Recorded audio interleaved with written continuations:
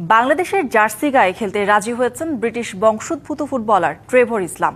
এরই মধ্যে তার পাসপোর্ট তৈরির কাজ চলছে বলে জানিয়েছেন তার এজেন্ট। দিন দিন বাংলাদেশ জাতীয় দলে যুক্ত হচ্ছেন প্রবাসী ফুটবলাররা। হামজা চৌধুরী ও সুমিত সোমের যোগদানের পর থেকে এই ধারা আরও জোরালো হচ্ছে। এতে নতুন করে আশার আলো দেখছে বাফুফে। বাংলাদেশের দীর্ঘদিনের সমস্যা নাম্বার 9 পজিশন। সেই ঘাটতি পূরণে নতুন আশার নাম হতে পারেন যুক্তরাষ্ট্রে বেড়ে ওঠা ফুটবলার ট্রেভর ইসলাম। বর্তমানে তিনি স্ট্যানফোর্ড মেন্স সকারের ক্লাবের হয়ে খেলছেন। গোল করার অসাধারণ দক্ষতার জন্য পরিচিত এই ফরোয়ার্ড। তাকে ঘিরে ইতিমধ্যে আশাবাদী ফুটবল মহল। তিনিও লাল সবুজ জার্সি গায়ে জড়ানোর ইচ্ছা প্রকাশ করেছেন। ওই বাংলাদেশ ন্যাশনাল টিমের হয়ে খেলার জন্য আগ্রহ দেখিয়েছে, তো এই কারণে হচ্ছে, এবং ওর যেহেতু পাসপোর্ট নাই, তো ওদের পাসপোর্টগুলো করতে হবে, তারপর হচ্ছে সে তার পাসপোর্টে কাজ করতে পারবে। আর এই মুহূর্তে ও হচ্ছে কিছু পরীক্ষা থাকার কারণে যদি বাফুফে চায় আর হেড কোচ চায় সেক্ষেত্রে সম্ভব হবে।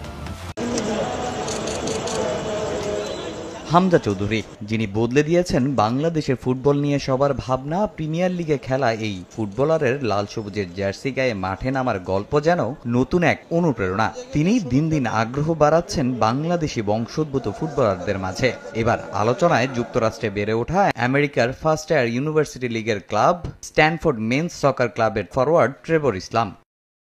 দুর্দান্ত ফিনিশিং ও পজিশনে ইতিমধ্যে নজর কেড়েছেন তিনি। লাল সবুজের জেনুইন নাম্বার 9 এর অভাবটা পূরণ হতে পারে তার মাধ্যমে। ট্রেভরের বাংলাদেশি পাসপোর্ট তৈরির কাজ চলছে পুরো দমে। ওর বাবার আর দাদার পাসপোর্ট আছে বাংলাদেশি, বাট এগুলো হচ্ছে হাতে লেখা পাসপোর্ট, অনেক বছর আগেই, যেটা কিনা ইনভ্যালিড হয়ে গেছে। তো ওদের পাসপোর্টগুলো করতে হবে, তারপর হচ্ছে সে তার পাসপোর্টে কাজ করতে পারবে। আর এই মুহূর্তে ও হচ্ছে কিছু পরীক্ষা থাকার কারণে আর হেড কোচ চায় সেক্ষেত্রে সম্ভব হবে। গত রাত থেকেই বাংলাদেশের ফুটবলে একটা নাম খুব বেশি, সবচেয়ে বেশি করে শোনা যাচ্ছে, ট্রেভর ইসলাম। তিনি বাংলাদেশের হয়ে খেলতে রাজি হয়েছেন।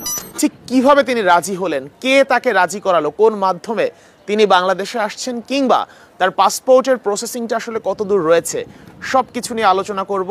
যার মাধ্যমে তিনি বাংলাদেশে আসছেন, অর্থাৎ কনফিয়েন্সা স্পোর্টস, সেই কনফিয়েন্সা স্পোর্টসের কো ফাউন্ডার আবিদ আনোয়ার ভাই আমার সঙ্গে আছেন। তার কাছ থেকে আসলে সকল তথ্যগুলো একবারে জেনে নেব, আসলে কিভাবে তিনি রাজি হলেন, কবে নাগাদ আসবেন, এবং তাহলে জানতে চাইবো আবিদ ভাই, ট্রেভরের একদম সরাসরি যদি জানতে চাই, আসলে কবে নাগাদ সে আসলে রাজি হয়েছে, মানে কিভাবে তাকে রাজি করালেন? আচ্ছা, ওর সাথে আমাদের অনেকদিন ধরে যোগাযোগ ছিল। ও একটা ইউনিভার্সিটি টিমই খেলা ওখানে আর্জেন্টিনারও বেশ কয়েকজন প্লেয়ারের সাথে হচ্ছে একই টিমে খেলতো। আমি নামটা একটু ভুলে গেলাম, বাট হচ্ছে ওই প্লেয়ারটা নিকো পাজেরও হচ্ছে টিমমেট ছিল একটা সময় 2020-তে। বাট ও এখন খেলা ছেড়ে পড়াশোনায় বেশি ফোকাসড। তো তারই টিমমেট ছিল হচ্ছে ট্রেভর।